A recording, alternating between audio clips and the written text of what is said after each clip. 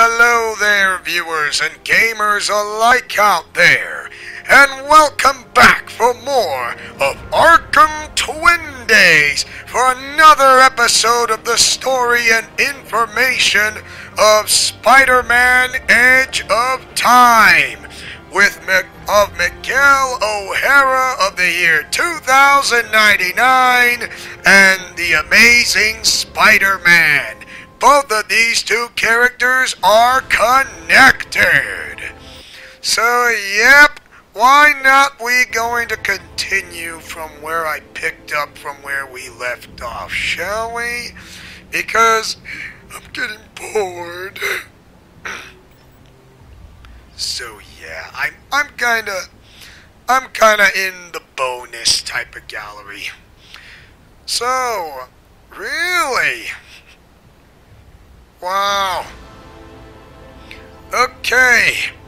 So, now that, for those that want to know about Felicia Hardy, as I remember that she is not the clone, she is the clone, but she's not the real Felicia Hardy, if you want to know, because I thought, to be honest, when I played this game, I thought that was the absolutely Felicia Hardy is the real Black Cat.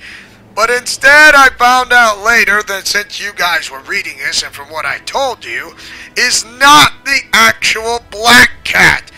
Black Cat 2099 is absolutely the clone of Felicia Hardy and not the real Felicia Hardy. I never thought it, to be honest, I thought it threw everyone off. I never knew it kind of threw everyone off, including myself. So yeah, it threw me off really well. And so for that, okay, about checking about their loved ones and all that, as I was saying, now that,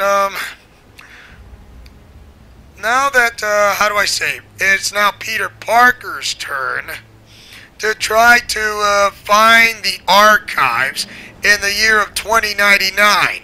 He must not go poke into the archives, so he's going in to find a location into the archives. And now that, before he has to go to the archives, of course, there's no way he's going to try to find some way to deactivate the security lockdowns.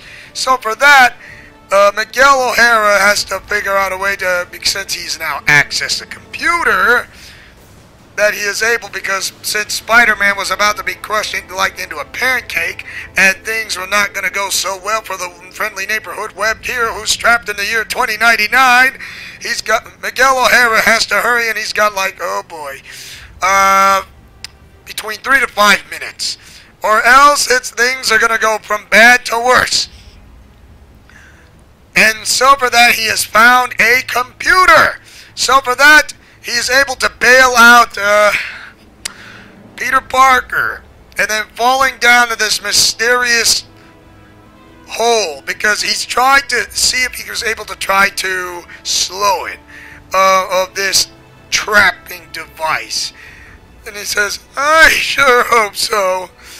And and then, you know, Peter Parker told Miguel, O'Hara said, Miguel, remember about that don't panic thing? That's more of a guideline than a rule. He knows he's about to be burned into a crisp, and he has to get out of there right now. And yes, he finally got out, thanks to Miguel O'Hara's decisive quick thinking by reaching to the computer the security measures that he had to go through, and finally is able to get to a computer, which is on the far side of the wall. And now that Peter Parker's turn is able to how do I say this, find a way to get past the security lasers. And then Miguel O'Hara, since it's a quantum causality thing that's connected to his timeline and Peter Parker's, since I don't know, maybe I'm guessing this is about centuries or 88 years or 89 or 90 or almost 100 years till then, or, you know, start with 2011. Now, 88 years in the process of 2011 to 2099. A lot of future tech. Stark, Fujikawa, and yeah, combined. With Tony Stark and Fujikawa, who's I'm guessing he is a brilliant idealist. I'm guessing he's from Japan, is my guess. Look, I may not know everything, but that is my strongest opinion. And so for that, so Spider-Man able to try to stop these mutated monsters or these robots, of course.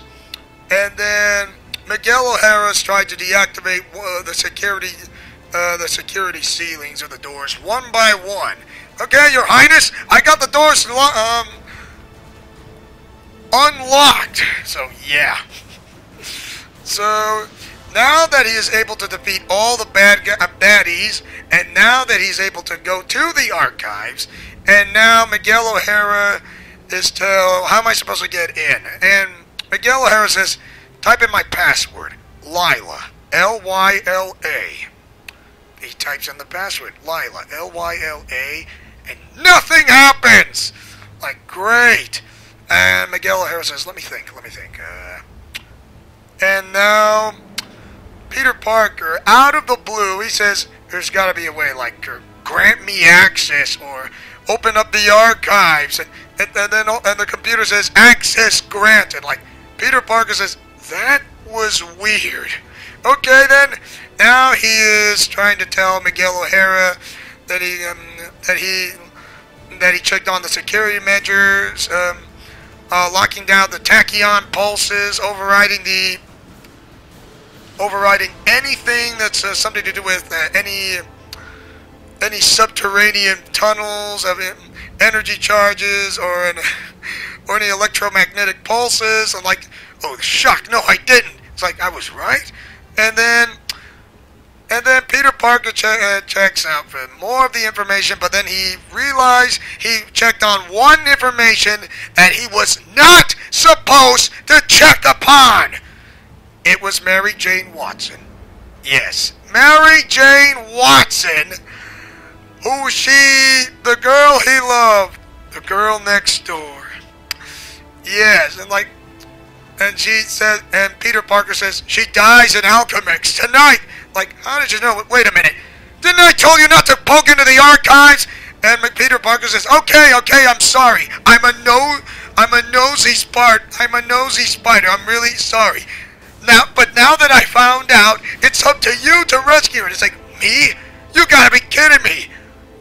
You want me to go rescue her? I mean, you have to. You can't stand by and do nothing unless you rescue her.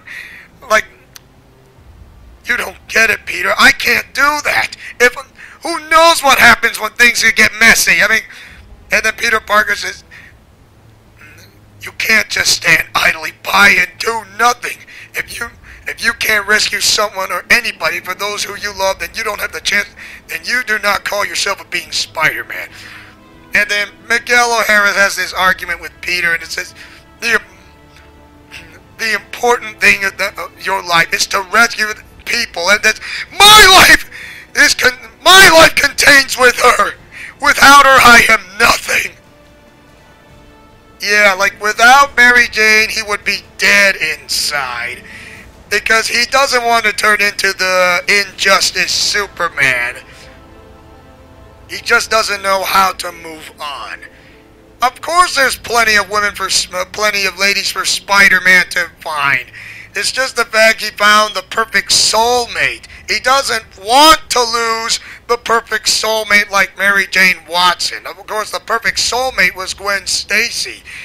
He may have lost Gwen Stacy, but he does not want to lose Mary Jane Watson ever. He already lost Aunt May back then, but he does not want to lose MJ. Miguel O'Hara says, this is a big mistake. This is a terrible mistake. And Peter Parker says, I owe you one. Shocking right you do. But then again, the world owe you something back. Even though you may need something that gives back to those. Yeah. And Peter Parker was gladly to hear that Miguel O'Hara was going to save this beautiful redhead. Of course, hinting an Easter egg that Miguel O'Hara was trapped in Peter Parker's time and finding a new love interest. Who knows? Perhaps he may find it in Peter Parker's time besides MJ. Of course, I'm not saying he will steal her. It's just the fact he has to save her. And that is what heroes do. And then you hear Black Cat's voice, which is 2099, but not the original Felicia. It's the clone of Felicia Hardy. So that is why, and that is why you're going to hear her voice. So Miguel O'Hara is trying to go in and out, up and down and out, trying to get Mary Jane Watson. Of course, MJ is hearing Spider-Man's voice, but that is not Peter's, it's Miguel's. Of course, she had to run into the elevator because to avoid these giant tentacles. Otherwise, because some can be about the size of a Buick. And yet, well, she's not totally harmed. I mean, you know, Miguel O'Hara tells that to Peter Parker, but the tentacles have other ideas. And then Peter Parker says, well, help her for crying out loud. Yeah. If Miguel O'Hara doesn't save MJ, then this would come, and then reality's going to come crashing down. So, for one last chance to get MJ, Miguel O'Hara has to nosedive straight down of the elevator shaft and rescue Mary Jane Watson before the elevator hit rock bottom. And so for that, Miguel O'Hara was able to save Mary Jane Watson, and these two are finally met face to face. Of course, MJ doesn't know who this Spider-Man hero is. She doesn't know it's Miguel O'Hara, but of course Miguel is asking MJ Watson if she's okay, and says yeah. And she says, do you have a phone under that mask? He says, do you have a cell phone under the mask? And Miguel O'Hara says, a cell what? I mean, sure, yeah. But he has to go with the flow. He has to go with the flow. Otherwise, because since it's in that timeline in Peter Parker's, in his presence past, or not his presence future, he has to go with the flow of the times. Now, don't go with the flow in your future. Go with the flow in your timeline. And they have a little chat, and they have a moment with, you know, but Miguel and MJ. It's such a lovely chat view with the talkative, and then telling that once it is all over, you'll have your whole lives back together again with Peter. And Miguel O'Hara is definitely a worthy successor to that name of Spider-Man. Oh boy. Hearing the words MJ from Christopher Daniel Barnes, who voices Spider-Man 2099 on Spider-Man Edge of Time, it was a great throwback of that Spider-Man the Animated Series. It sounded perfect, and Christopher Daniel Barnes is like a great and fantastic voice actor. He is like the Marvel Spider-Man's Batman voice actor. It's like, he is fantastic. Absolutely, pun intended, amazing. So yeah. And now, yes, he's finally amazing. And so now that Peter Parker has to hurry back to the 66th floor, but then he was stopped by none other than Black Cat 2099, because even though she got rejected that many times, this Black Cat 2099, like I said, not the original Felicia Hardy, It's the clone, and she has mutant powers. Like, she can teleport like Nightcrawler. And she has some other lesser clones, but that are still stronger, but not as strong as the original clone. And so for that, because of the love interest, she has the hate and love interest of Peter Parker because of what she did to him. She's actually facing the version that's from Peter's timeline and not the CEO. Because the CEO kind of doesn't care anymore. And because Felicia Hardy wants to pay back this entire time, because she's going to play cat and mouse with Peter Parker. Of course, she knows who Spider-Man's secret identity under the mask is. And she never forgets of what was going on. And Peter Parker says, I don't know what you're talking about. I haven't done what I did to you from what I just did, from what I did back on the future, which I'm in the past when I traveled in time in the future, which is not by accident and not by purpose. Yeah, and that is how she's going to play a little cat and mouse. Cute. Very cute. And things are not going to go easy. Yeah, these are the Black Cat clones of 2099, which you kind of have that Hatsune Miku Project Diva Vocaloid feel. Of course, these kind of... oh, they will attack you if you are Peter Parker or Spider-Man or both. So yeah. Until they finds a way. And then Peter Parker is just kind of shocked or to see what is going on. And then he bumps into this mysterious person who is absolutely the CEO. And the question is, who are you, old friend? He says, old friend?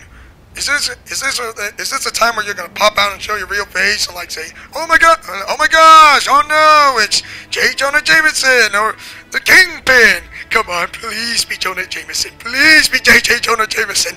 He says, all dead, I'm afraid. They couldn't have access to the anti-drug. And those two, and they are absolutely imbeciles because they couldn't understand what's the truth and real justice. Thanks to your counterpart, of course. Like, what counterpart? It's like, created that anti-aging drug, and I mean by you. And Peter Parker's like, what? It's like, no, it can't be. I'm like, it can't be. Why do always people say it can't be? So, this is where we get to see the CEO. Corrupted by his own brilliant invention, Peter Parker controls Arkham in 2099 with twisted noble intentions, despite his best efforts to live a life devoted to the service of others. As Parker aged, he became obsessed with everything he had failed to accomplish in his lifetime. Remember when he said, with great power comes great responsibility, and with that responsibility, we can do anything to get that kind of power, and by controlling it, but not in a responsible way. Well, he doesn't try to do it in a responsible way, but not in the service of honor, love, truth, and justice is what my guess is.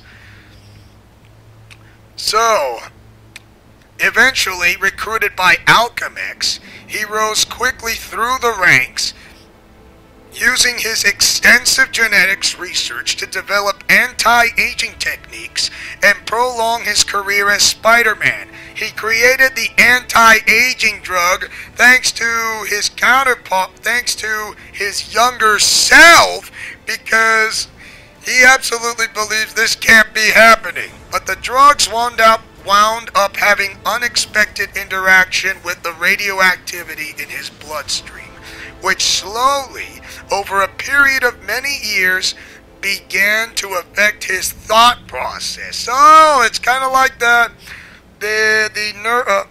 neural brain transmitter that Doc Ock was equipping with those arms.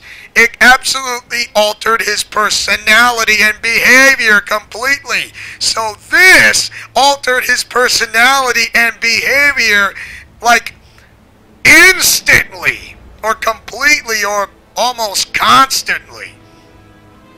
So increasingly cutthroat tactics led to Parker's rise to the position of CEO and all of its great power, including his own personal device for time travel, his new great responsibility to alter the past and all his failures, thereby shattering the very fabric of time. So because of that, he wants to go back in time and undo what he did by saving Uncle Ben in the first place, saving Gwen Stacy, and of course, May Parker. All the ones he lost, all of his loved ones that he loved and lost, gone forever in the fabric reality of time, to do from what he undid and doing just that. He thought he was doing he thought he was going to do for the greater good, but he doesn't realize that the consequences, if you go back in time like the Flash, you're going to create an alternate reality. You're going to create Flashpoint. It's a bad idea. This is not Back to the Future schematics, CEO. It is not. Of course, it kind of worked with Marty McFly, having that his father is now a better man ever since he faced off against Biff. But he thinks the schematics will work like Back to the Future, just like if he did watch the movie, and it does not work at all. So he is the CEO of Arkham. Really? Birthplace, Forest Hills, Queens, New York. He has a BS in Physics, Doctoral Studies in Biogenetics at Empire State University. First appearance as Peter Parker, Spider-Man. Amazing Fantasy comic book number 15, 1962. And as the CEO of Spider-Man Edge of Time 2011. This game, however, and Peter Parker, the younger self, cannot believe his eyes. And Miguel says, Peter, what's going on? And Peter Parker says, I think I'm in hell. The CEO, it's me. Miguel O'Hara says, what? That's insane. How can that be possible? And like, move, Peter, move! Because the giant tentacle kind of was whacking out of the door of time, of course. And the CEO says, let me explain it to you. And Peter Parker, the younger self, said to the older version of the CEO, he says, tell that to my retreating backside. Or explain that to my retreating backside. Yeah, Peter Parker is like, I'm barely holding myself together. I can't let me end up this way from what I'm going to become. I do not want to become the opposite of who I am in the future. That's not what I want to be. Remember when Walker Sloan went back in time? He is the one who recruited Peter Parker with the Alchemex name, and when he rose high to the ranks and became the CEO, that is what is happening.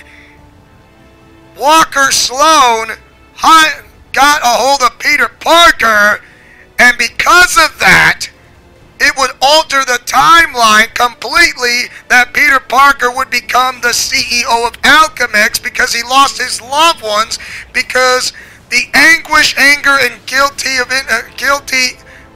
of senseless guilt has drove him completely insane, because the criminals would absolutely, they would walk into his shoes. But no, they're making it worse, because they are stupid enough by making them look like them. Instead, they're going to be down in the dirt and making superheroes as the new supervillains, because they don't want to take the blame and take responsibilities and needed help otherwise because of what was going on of their past lives. And that is why you want to tell this to your future self, into your present tense. Don't become of what you are. Become what you need to do to be the hero, as in honor, love, truth, and justice in the superheroes of Marvel and DC, of course. But I do believe we are going to stop here for the time being. And don't worry, we are going to continue to pick up from where we left off for another time, for more of the Spider-Man Edge of Time story and info, and celebrating Autism Awareness Month for the entire month of April, wearing the colors red, yellow, and blue. Leave a comment section below and mash that like button, or share this video if you guys love Arkham Twin Days for Spidey lore. So until then, this is Leo Wolverine saying and speaking as always as your sensational special being who takes chances, makes mistakes, and get messy in Leo's Let's Plays Alliance, celebrating Autism Awareness Month for the entire month of April. Godspeed, play safe, and shalom. Remember, always fight with honor, love, truth, and justice. And see you guys next time for more of Arkham Twin Days.